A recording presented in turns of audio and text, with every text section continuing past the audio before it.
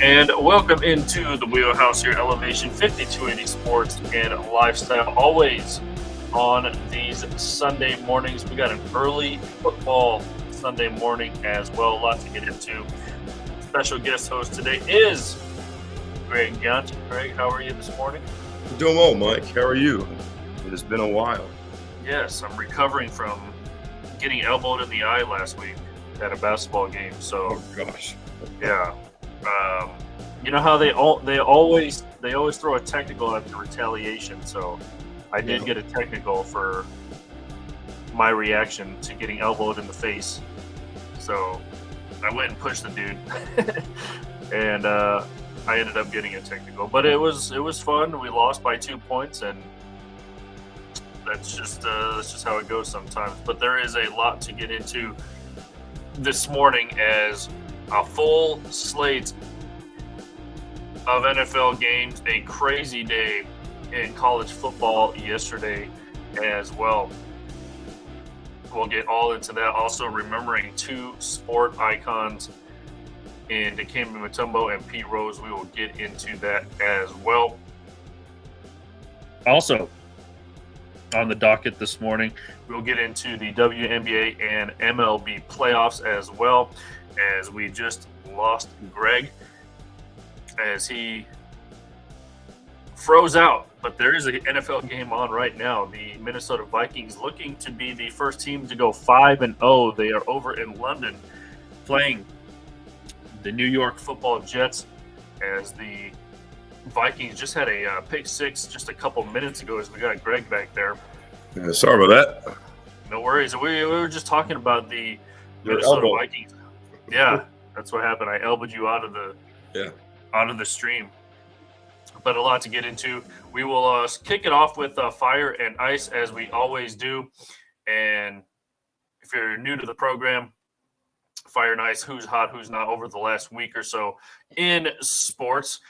Quick reminder to follow all of our handles on social media: Facebook, Instagram, Twitter, Facebook, YouTube, Spotify, whatever. It's all scrolling on the bottom. If you want to leave a comment, do so on any of those videos that is live right now. This podcast is also brought to you by Pikes Peak Sports Cars. So let's just dive right into what we do, and that is fire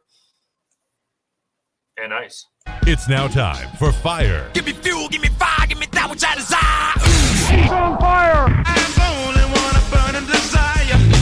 Let me stand next to your fire. And ice. Ice Cube, baby. You're as cold as ice. Ice, ice, baby.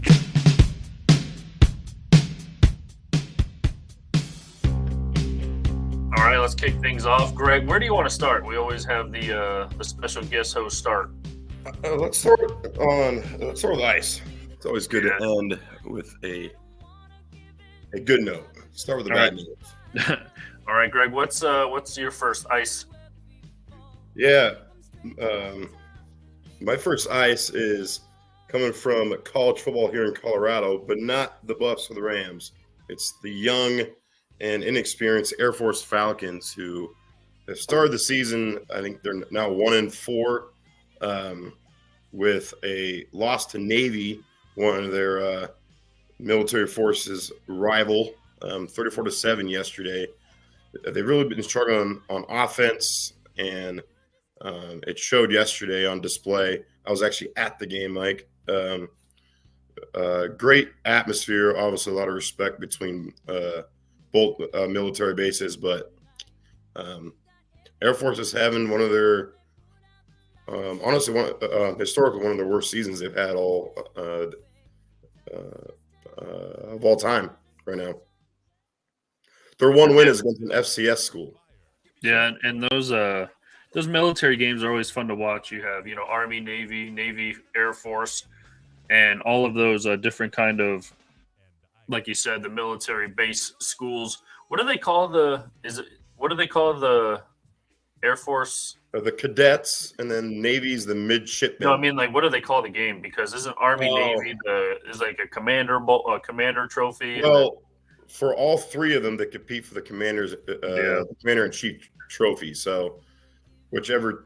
Honestly, the winner of the winner of the Army Navy game this year will most likely take it. Don't see Air Force beating Army this year. Army's actually low key pretty good this year. So Yeah, always fun to watch it. Those commander in chief type games, but the Air Force Falcons unfortunately dropped that one. Greg, my ice. It was a crazy day in college football yesterday as well. Looking elsewhere in college football, I should say. Probably the biggest headline was Vanderbilt taking down Alabama. That was a huge victory for Vanderbilt and a huge loss on the other side for Alabama. Did you catch any of that game? What'd you think of that? yeah, I caught the last 5 or 6 minutes. That was pretty intense. I tell you, I feel like there's a new number one in college football every week this year, which is a lot of fun. I think for the first time in a while, we're actually seeing some parity with some new teams. And with the 12-team playoff, I think it's going to be a wild playoff. It's going to be a lot of fun. Yes. But don't look past Bama had that bad loss yesterday, but so did Tennessee. Arkansas beat Tennessee as well. Yeah, I was just about to say some other upsets that went down yesterday. Unranked Arkansas take down number 4 Tennessee 19-14. If you're wondering, if you're living under a rock, Vanderbilt won 40-35. So that was more of a high-scoring game. Alabama, of course, ranked number 1. Another one, the unranked Washington Huskies take down number 10 Michigan 27-17. So and you barely had Miami squeak by.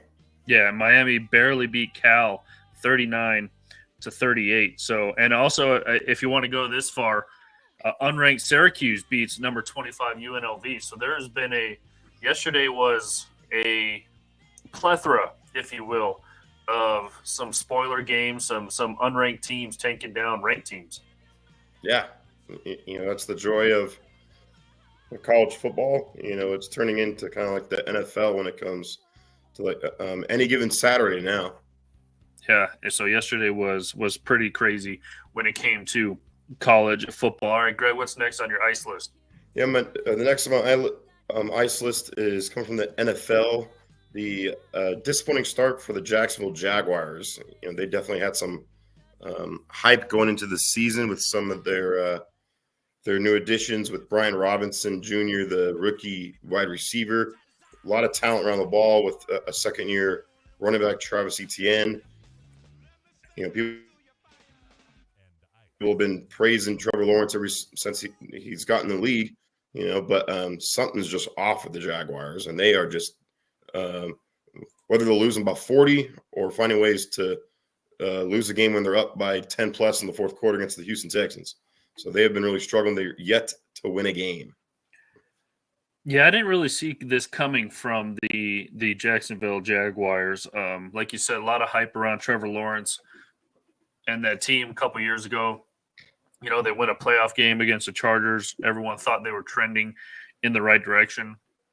A lot of the picks that came in for this weekend, Greg, a lot of them picked actually Jacksonville to get off the schneid and get their first win at home. I think they are going to wear also I don't know how much of a throwback uniform Jacksonville has, but apparently they're going to be wearing a throwback uniform. So maybe a switch in the vibe down there in Duval will help Jacksonville, get off the 0-4 start as they take on the Indianapolis Colts. So actually a lot of people picked Jacksonville to get their first win of the season against Indianapolis. Yeah, but don't sleep on the Colts, man. Last week they looked probably the best they've looked all season again with their backup journey man, maybe borderline Hall of Famer. I don't know, Joe Flacco. I don't know about Hall of Fame, but the Colts are very well coached. So it would not shock me if the Colts go into Jacksonville and actually beat the Jaguars, because there's a lot of turmoil in Jacksonville. I know head coach Doug Peterson has also been on the hot seat and has been getting into it with the media as well. So that's never a good look. But it's just the way they've been losing games. like that Dolphins game for week 1, they had a big lead and lost it as well. So Yeah, so we'll see. We shall see if they can get it no on. picks though, Mike. My pick this year or this week for my pick 'em, I actually went with the Broncos at home against the Raiders. So we'll see. Yeah, The survivor pool. there you go. And my ice list, kind of remembering 2 NFL icons, depending on how you want to define an icon, Greg. But we did lose Dikembe Mutombo, at least, personally here in Denver.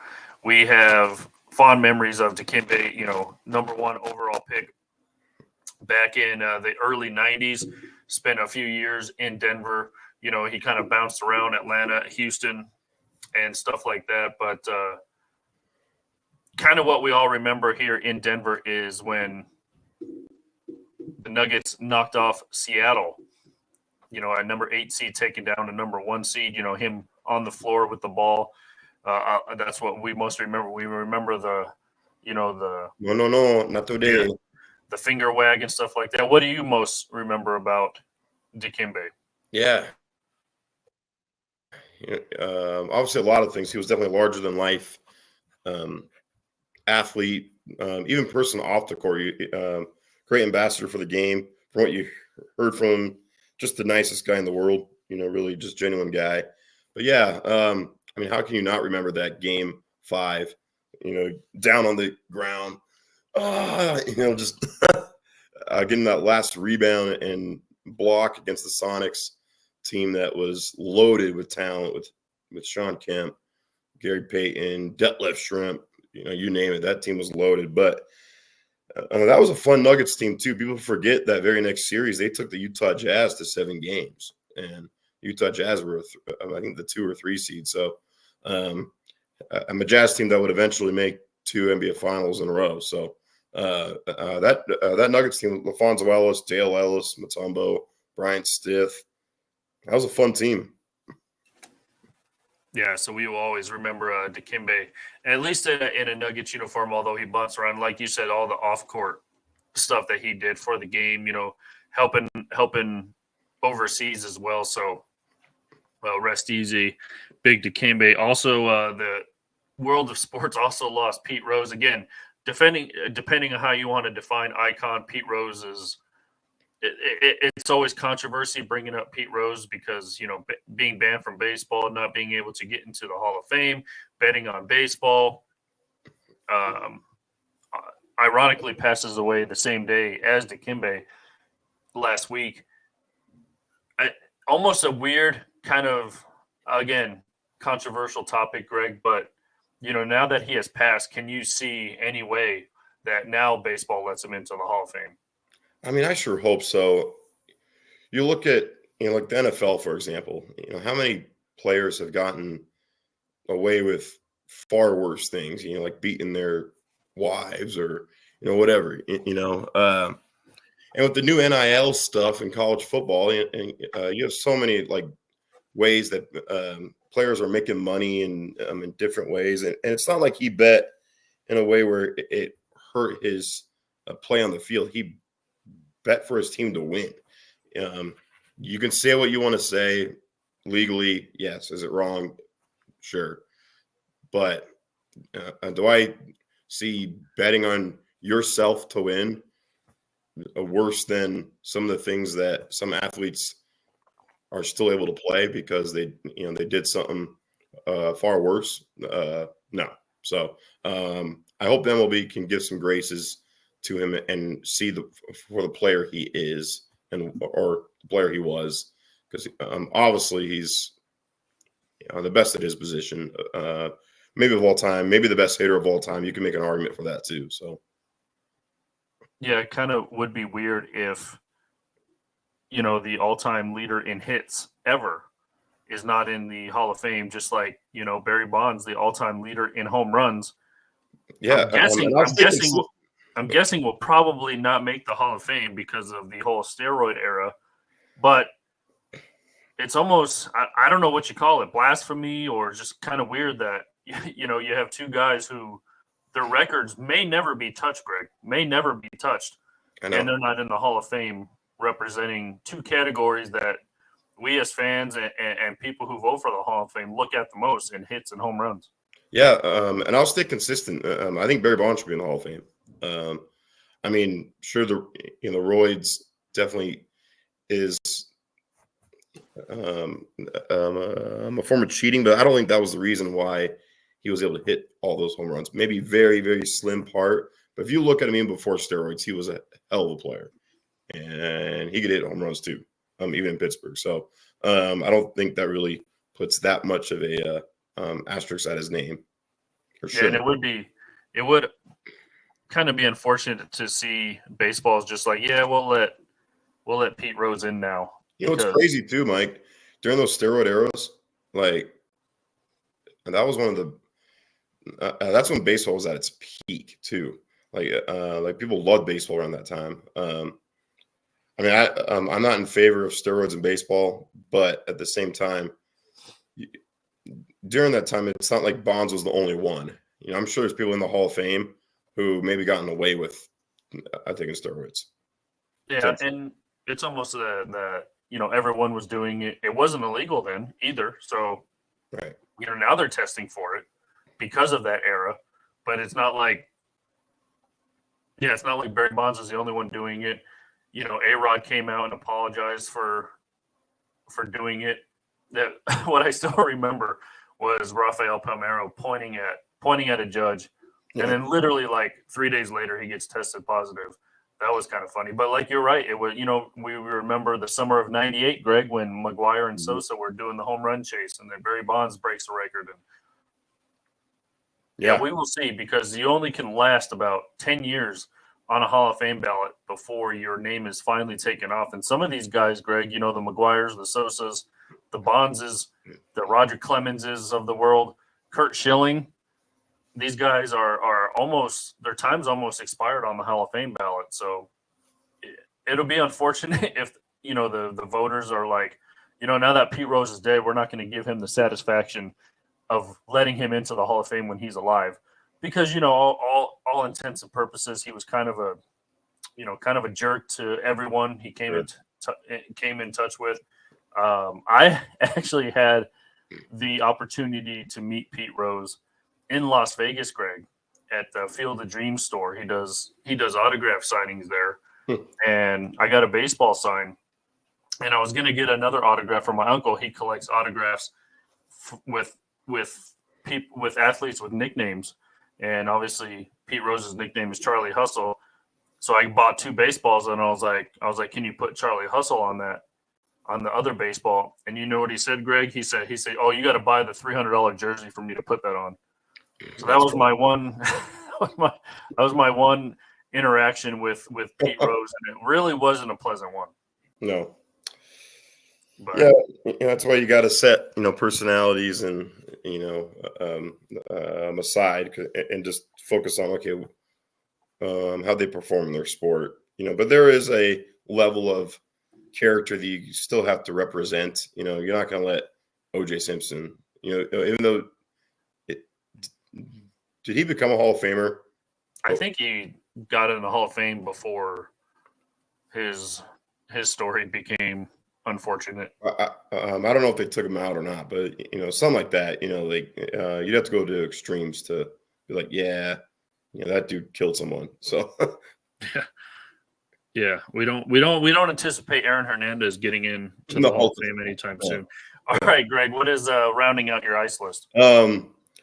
The Rashee Rice family in the news again. Obviously, we know Rashee Rice over the summer got in some trouble with speeding well over the speed limit, and I think he was DUI too, if I remember. But his mom is now in the news. Of all the money that Rashee Rice makes, you would think they'd be able to afford stuff for his mom, but his mom still got caught on camera stealing a package. I don't know if you saw that footage, but it was pretty entertaining. Was it a Porsche pirate move? Yeah. And not only that, she's wearing a jersey that says Mama Rice. Oh, yeah, you don't really want to be identified. So that was pretty entertaining. It's just a pile of Chiefs connections over the last few years of people getting in trouble. I saw a little meme. Bronco fans would appreciate this. It was just a meme of all the Chiefs, and it said, Rashee Rice, hit and run assault. Rashee Rice's mom, thief. Andy Reid's son, DUI. Mahomes' dad, 3 DUIs. Mahomes' brother, sexual battery. Mahomes' wife, ugly and annoying. Chiefsaholics, serial bank robber. Isaiah Buggs, animal abuser. And 2 offensive linemen arrested for marijuana possession. The Kansas City Criminals must be stopped. Yeah, and unfortunately, they might go on to win 3 straight Super Bowls. But and to add insult to injury, literally, and then he goes down. I forgot about that now. Yeah, and then he goes down. Was it ACL injury or something? Yep. So he was having a decent start to the season too. And they said it's not as bad as what they feared. Like, he might still return, but he'll be out for significant time. So, yeah, crazy stuff. All right, let's switch over to the fire list, Greg. I'll kick it off. Fire. It is the. Well, let's just say I don't know if as many people are tuning in now that Caitlin Clark has been knocked out of the playoffs, but it's been fun. The New York Liberty and the Vegas Aces series has been fun. Vegas got a win yesterday to pull that series to 2-1, and the Minnesota Lynx on the brink of knocking out the Connecticut Sun. And some of the awards were dished out as well. It's crazy because I think the Rookie of the Year news got leaked like almost 2 weeks ago, but they finally announced it the other day. And obviously, Caitlin Clark goes home with the Rookie of the Year award. Everyone's kind of laughing in the faces of the Angel Reese audience, almost 1 vote away from being unanimous. And I don't know what would have happened if Angel Reese didn't get hurt and missed maybe the last 2 weeks of the season. It was going to be an interesting race, to say the least. But Caitlin Clark wins that. Nafisa Collier, who played an awesome Olympics for the USA team, for the women's team, she goes home with Defensive Player of the Year. Minnesota Lynx coach Reeves wins the Coach of the Year, and so on and so forth. But these playoffs have been fun to watch, although ratings and viewership has gone way down since CC left the tournament. But have you caught any of these games? Are you following any of these games? I'll be honest with you, I've been pretty busy, so I have not, especially in the week. So, but I have been paying attention to some of the highlights and obviously some of the awards. Obviously, Caitlin Clark and Reese are great for the game. It's definitely brought them exposure and notoriety, which is definitely what the WNBA needs. So I respect that, and I think they're set up really well for the future. Yeah, and I'm kind of pulling for the Minnesota Lynx to kind of win the whole thing. Vegas is coming off back-to-back championships. New York Liberty won not too long ago. Connecticut Sun, scrappy team, veteran team. So I wouldn't be surprised if they came back and somehow knocked off the Minnesota Lynx. But we will see. And then you got the expansion draft coming up here in a couple of months for the Bay Area Valkyries, which is an expansion team. Also, the Toronto team will be coming into full effect here. And then Portland was just awarded a WNBA team, Greg. I'm hoping one day Denver will get a WNBA team, but I don't understand how freaking Toronto and Portland gets a team. I'm always asked, like, how do these different cities get a WNBA team? And a lot of them are backed and funded and whatever by the NBA teams in those cities. And I'm just like, well, I don't know who backs the Seattle Storm. They don't have an NBA team anymore, but maybe the Cronkies are in the works looking for that kind of stuff behind the scenes. But who knows? Maybe one day, Greg. Yeah, I mean, it really won't change for me. I don't watch the WNBA as much as maybe some other people do, but I respect it. All right, Greg, what is on your fire list? Yeah, first on my fire list, I have the running back for Boise State, Ashton Janey. I think that's how you pronounce his last name. Janty. He's been on a tear, Mike. Through 5 games, he has 1,031 yards rushing. He's averaging 10 yards a carry, 10.9, almost 11, 16 touchdowns, averaging 205 yards a game. He's actually on pace to maybe break the all-time rushing record. Like, he's in that realm of Barry Sanders, the one that Barry Sanders set. So you can make a great case that he is your Heisman Trophy winner right now. They're also 4-1. Their only losses to Oregon, who is a top 10 team.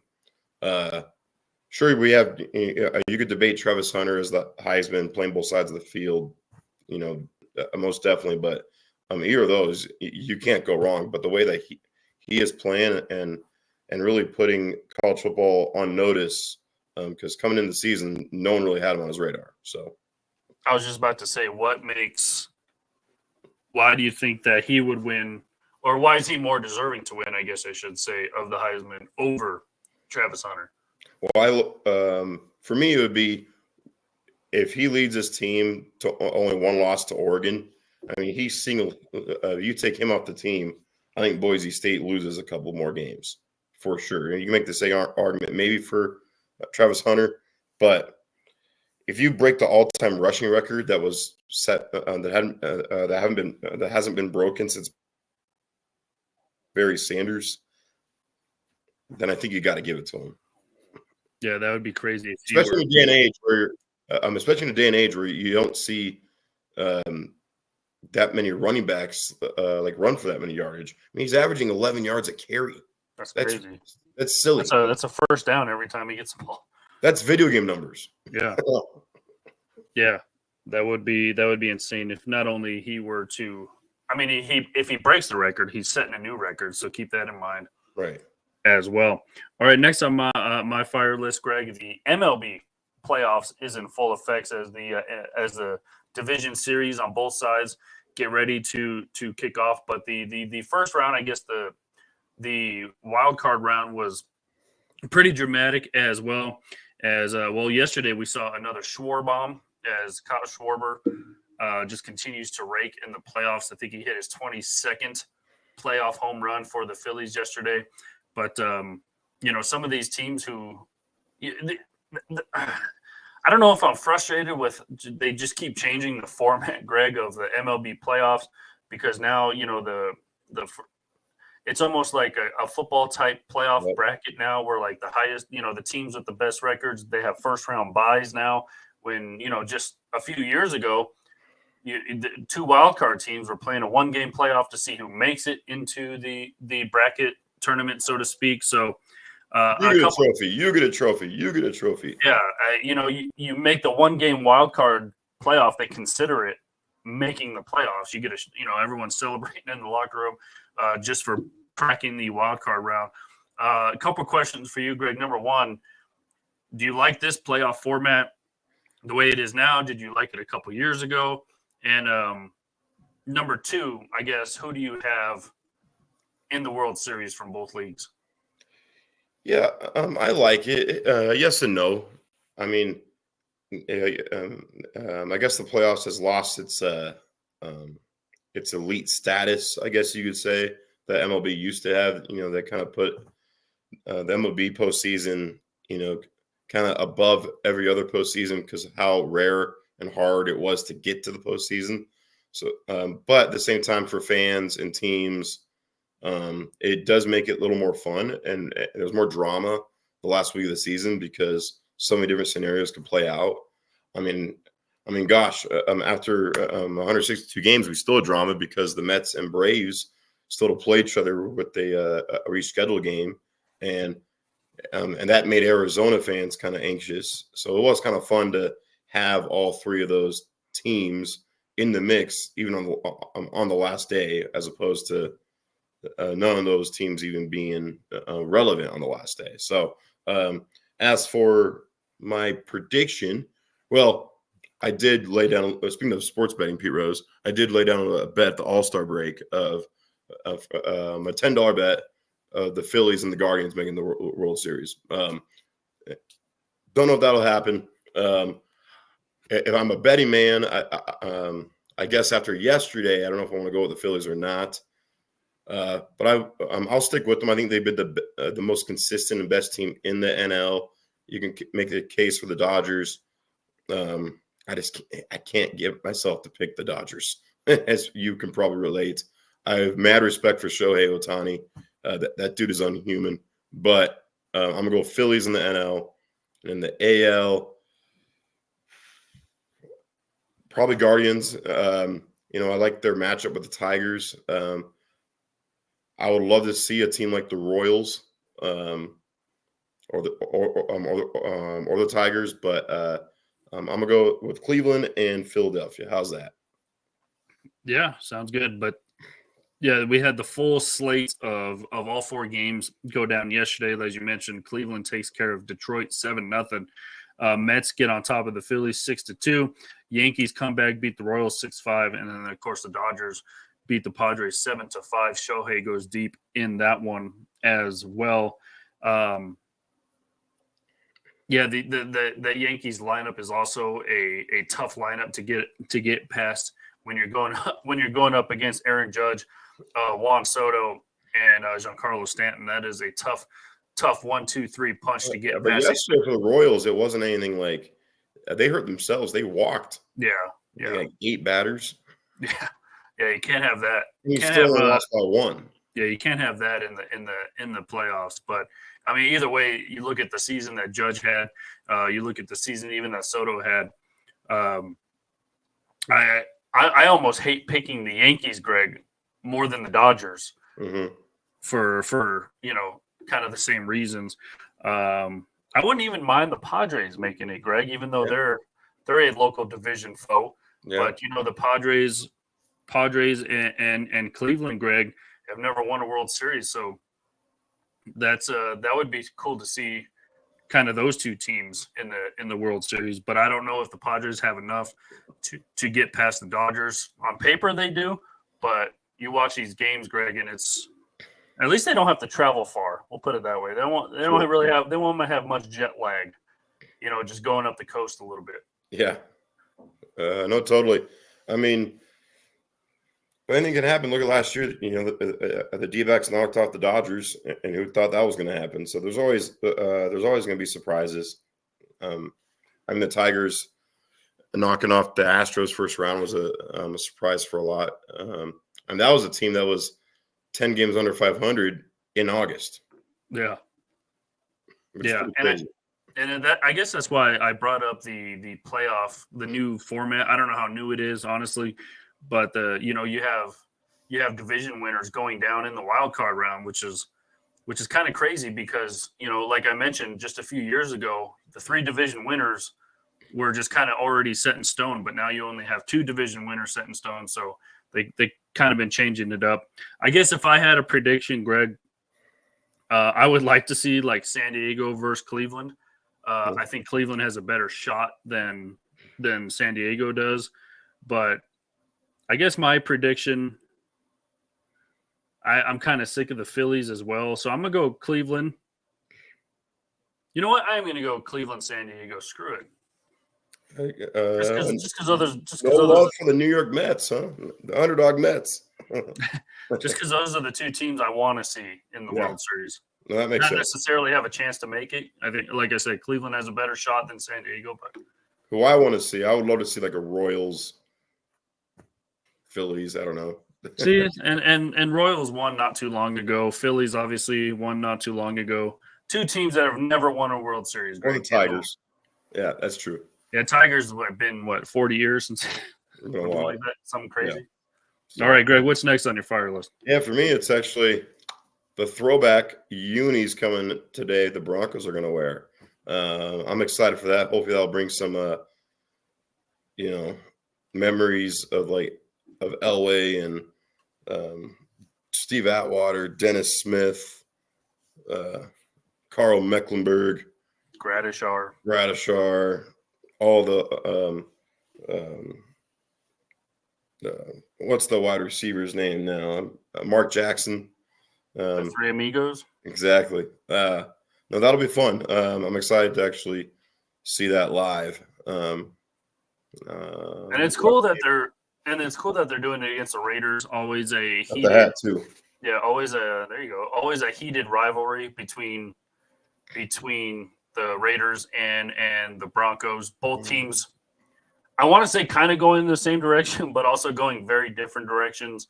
You know, the whole debacle between Devontae Adams and the Raiders. He's not playing today. So fantasy alert, if you have Devontae Adams, he's not going to play in the midst of a trade. He wants to be out of Vegas as well. Gardner Minshew, who the hell knows where this guy came from. And, you know, what beat Cleveland last week. Yeah, what Antonio Pierce said. He backtracked and apologized for saying, you know, guys are making what does he say? Professional decisions or whatever. Yeah. And, you know, they're kind of a mess. Broncos, I want to say they're rebuilding, Greg, but I don't even know if you call it rebuilding. But, you know, you have a rookie quarterback. Everyone still expects this team to somehow win every single game. You're not going to with a rookie quarterback. You know, everyone's always like, oh, man, you know, Bo Nix this, Bo Nix that. You know, he's going to improve. He's going to get better. You know, I almost bring up every time someone brings up, you know, a rookie quarterback. Look at what Peyton Manning did his rookie year. Greg still holds the record for 28 interceptions in his rookie season. So, you know, you just got to keep that. You know, rookie quarterbacks in this league, they're prone to mistakes. They're going to make mistakes. So, but yeah, the throwback unis will be cool against the Raiders. They redid the whole field as well. Don't know if you saw that. And they're going to have a couple guys go into the Ring of Fame, so that'll be cool. Oh yeah, totally. And I think, you know, you have to put in perspective where the Broncos are at right now. Like we can't have super high expectations, but so far in the first 4 games, you can't. I mean, I would take a 2-2 record. Did I think the 2 wins were going to be on the road against the Buccaneers and Jets? No, but you can see the potential that Bo has. Like some of the throws he makes at times, I'm like, man, this is why we drafted him. But then you have make some of the rookie mistakes, and that's going to happen.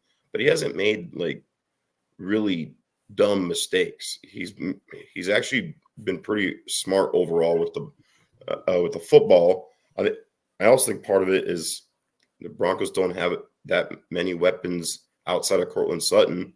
But it was great to see the running backs play well last week against a pretty good Jets defense. So they finally had their best games for Williams and McLaughlin. Yeah, so we will see how the Raiders game turns out. Again, the old, I guess they're calling it 1977 throwbacks is the year they're picking. So we will see, Greg.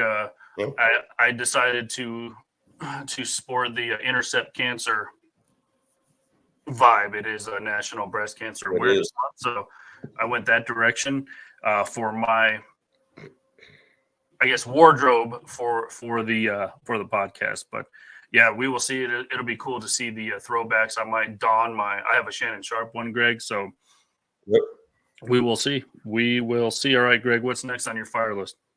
Next on my fire list, I have the current team playing right now, the Minnesota Vikings, who are also up 17-0.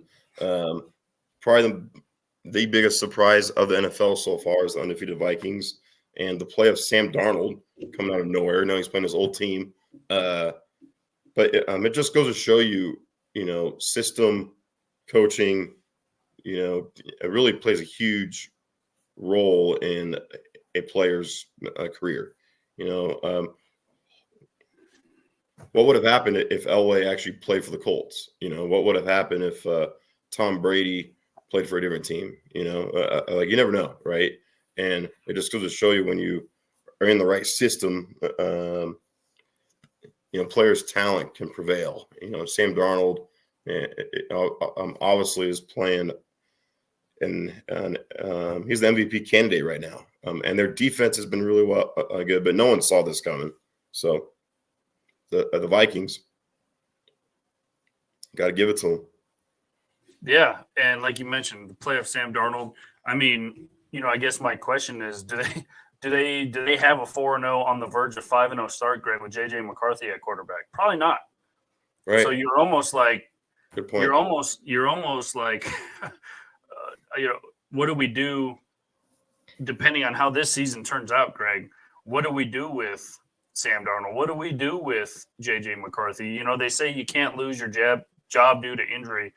That's 100% false. Everyone loses their job because of injury. I'm not saying Sam Darnold is going to be the future quarterback of the Minnesota Vikings because, they made moves to draft J.J. McCarthy in the first round. But like you said, J.J. McCarthy did not – Sam Darnold did not succeed with the Jets. Obviously, the Panthers, and then he goes to San Francisco.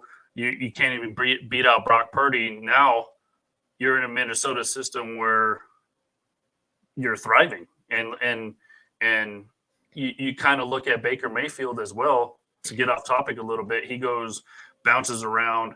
He makes a stop in Carolina, makes a stop at the Rams. He had a couple good games with the Rams, and then he finds himself in Tampa Bay, succeeding Tom Brady pretty much, and thriving in Tampa Bay. So, like you said, system, coaching, it all makes a difference. And some of these guys who we thought these guys might be out of the league here in a couple of years are on now pretty good teams.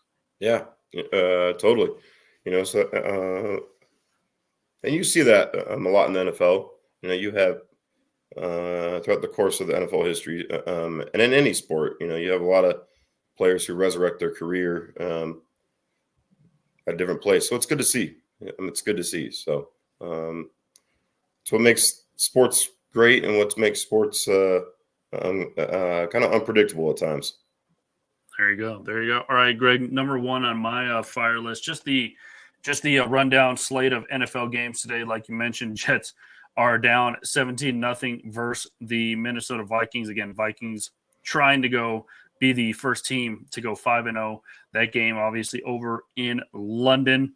What other matchups are you looking at? Obviously here locally, Greg, obviously it's Raider week for Bronco fans, so that'll be fun. As we mentioned, the throwback uniforms, the 0-4, we kind of touched on this, Jacksonville trying to get off the snide as well.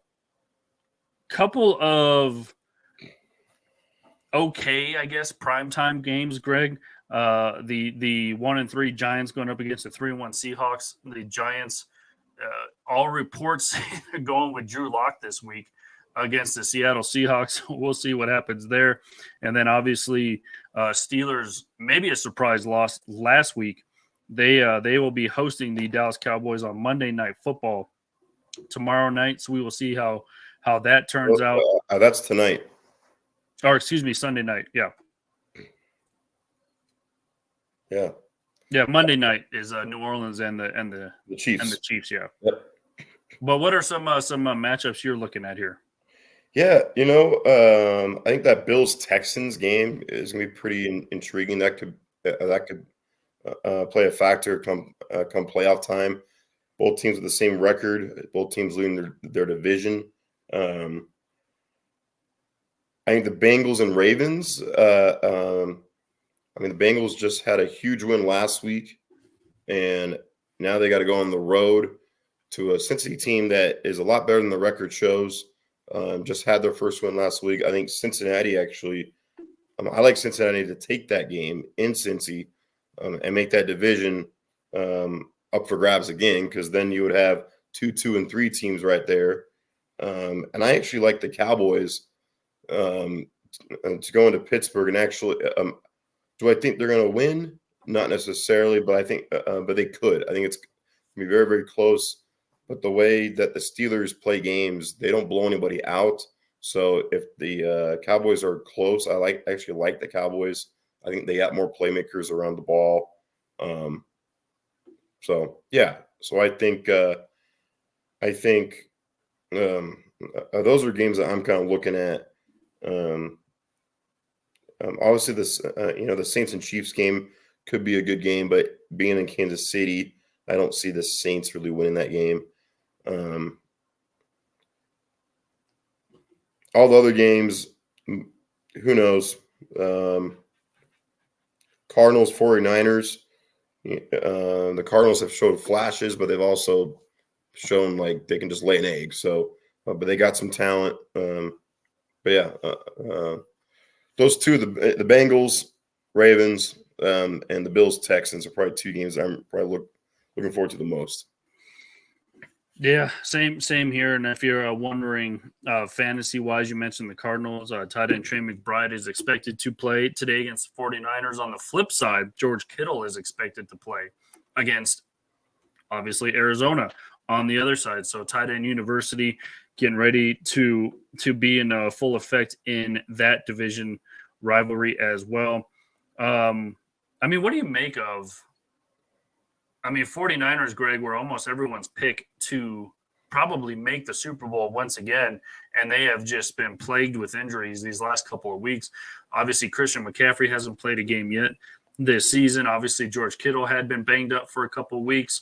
Debo has been banged up for a couple of weeks. Fred Warner, their top linebacker, is also banged up.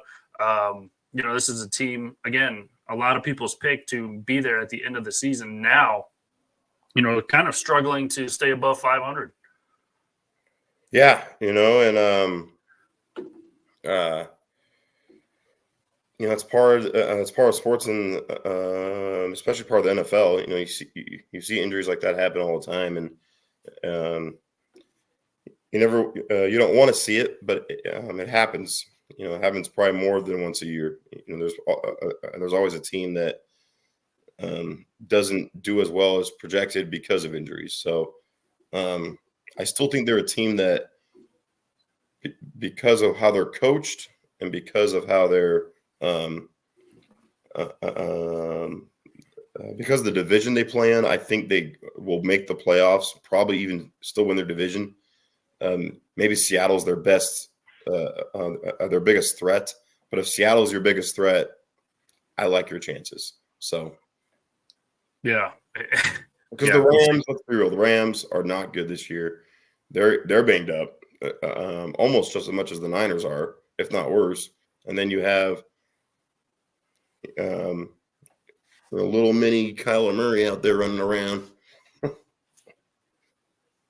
Yeah, definitely still a division for the 49ers to capture, even though they're banged up. Their competition, even when healthy, may still not be up to par, like you mentioned. If Seattle's your biggest competition, you should be okay if you are the San Francisco 49ers. So we'll see if they get healthy.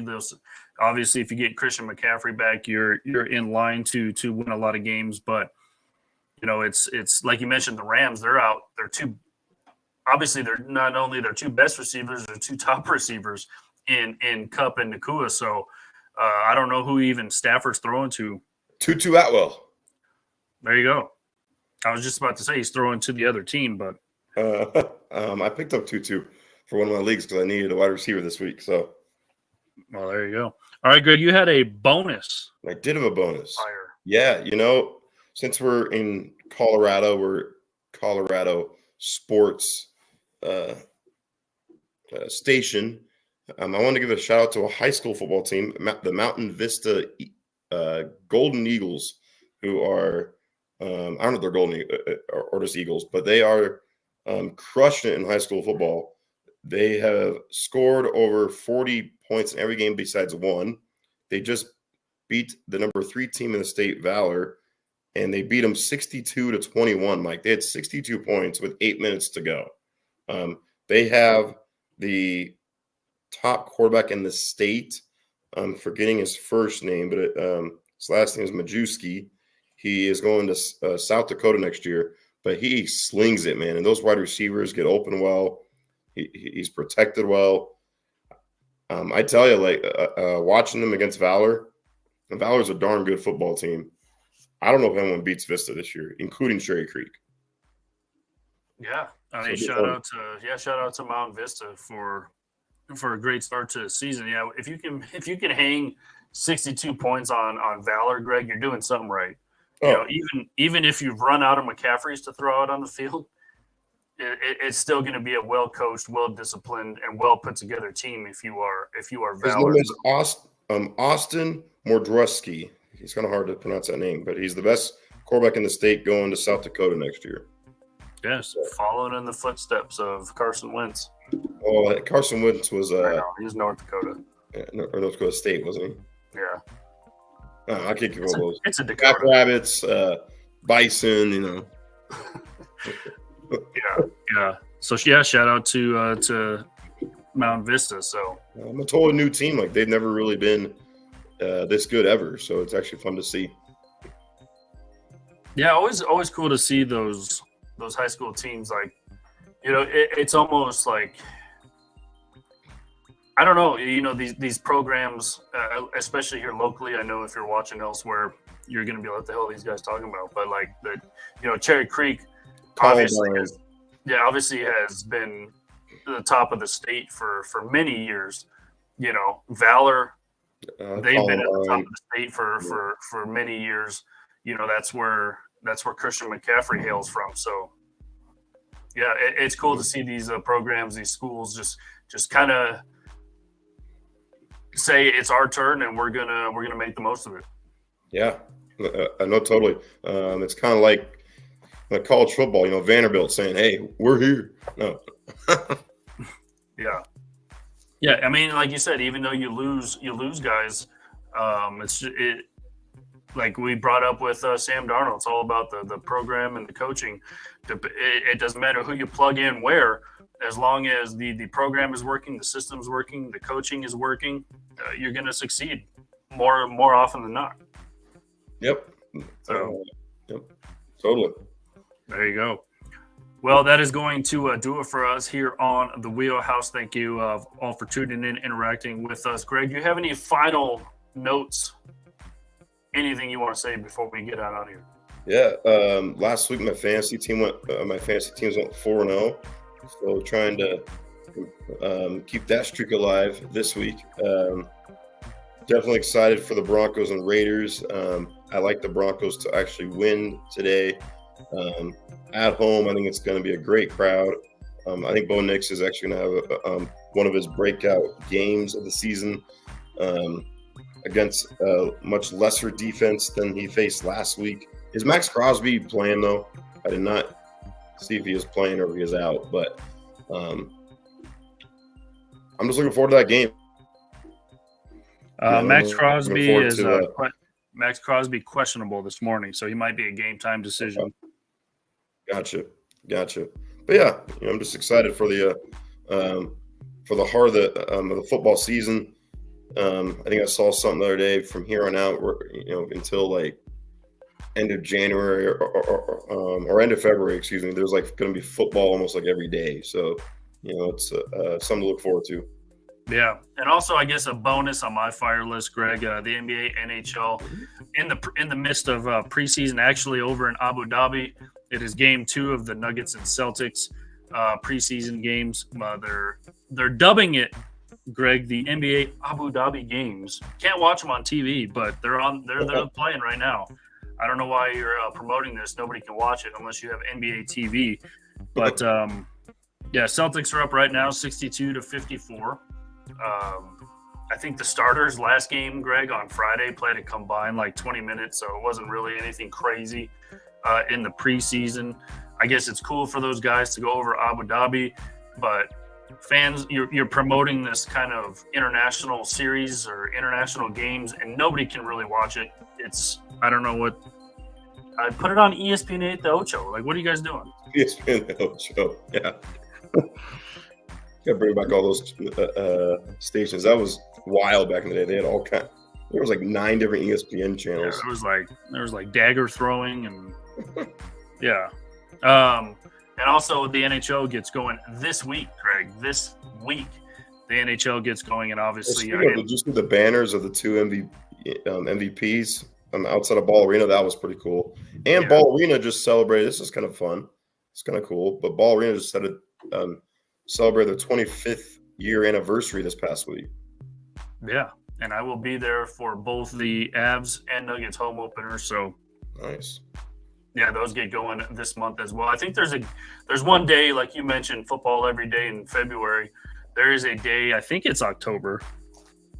where all 4 sports are playing on the same day. So That's pretty cool. Yeah, I did mention, Sportsmageddon Day. yeah, exactly.